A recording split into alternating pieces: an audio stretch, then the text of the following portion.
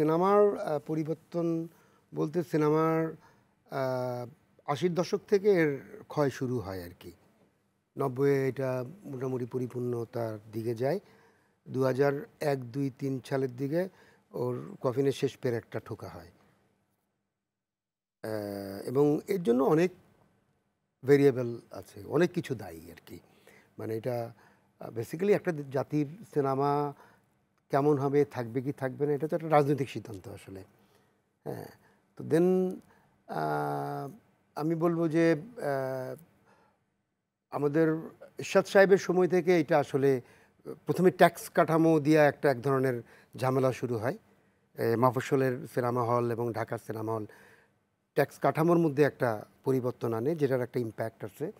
পাশাপাশি দালালি পুঁজির কারণে যে সিনেমার প্রডিউসার না সে লগ্নিকারক হিসাবে আসে এবং ওদের নানা রকম উচ্ছ্বাস এই সিনেমাকে নিয়ে, এবং ঘরের স্ত্রীকে শান্ত করার জন্য তার গল্পে সিনেমা বানানো।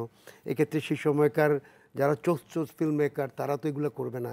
দেন সেকেন্ড স্ট্যান্ড, থার্ড স্ট্যান্ড, এদের হাতে সিনেমা চলে যাওয়া, তারা পরিপূর্ণ হয় নাই সিনেমার জন্য, পরিপক্ক হয় নাই। এগুলোর মিলায় ধীরে ধীরে আসলে যখন সিনেমা চলে না, লগ্নি ওঠে না, তখন হংকংয়ের যে কাটপিস বাণিজ্য সেটা ঢুকে পড়ে আমাদের সিনেমায়। পাশাপাশি ভিসিআর এসে হিন্দি সিনেমার এক ধরনের আগ্রাসন, সব মিলিয়ে ঝুলিয়ে এটা হয়েছে। আমরা কিন্তু আপনি যেটা বলছিলেন যে রাজনৈতিক সিদ্ধান্তের বিষয়টি, সেটার পাশাপাশি যখনই বলছিলেন তখনই মনে পড়লো আমরা কিন্তু দেখেছি প্রেক্ষাগৃহে হামলা হয়। হ্যাঁ, বোমা হামলা হয়, দর্শককে মেরে ফেলা হয়। নিশ্চয়ই তার কোনো একটি উদ্দেশ্য ছিল, ধারণা করা যায় সেটি রাজনৈতিকই নিশ্চয়ই।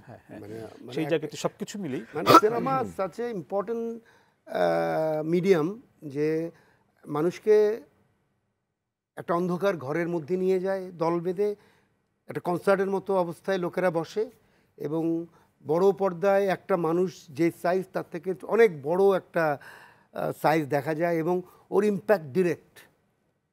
যে আমরা যেমন এই ইম্প্যাক্টটা আমি একটা উদাহরণ দিতে পারি যে আমরা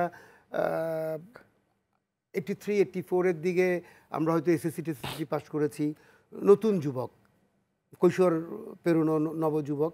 আমরা দেখি সত্যজিৎ রায়ের সব হিরোরা সিগারেট খায়, ওর ইম্প্যাক্টে ওই জেনারেশনের অলমোস্ট সবাই সিগারেট খায়। এবং এখন এসে আমি আমার সিনেমায় আমি দেখাতেই চাই না যে সিগারেট একটা খুবই ইন্টারেস্টিং জিনিস।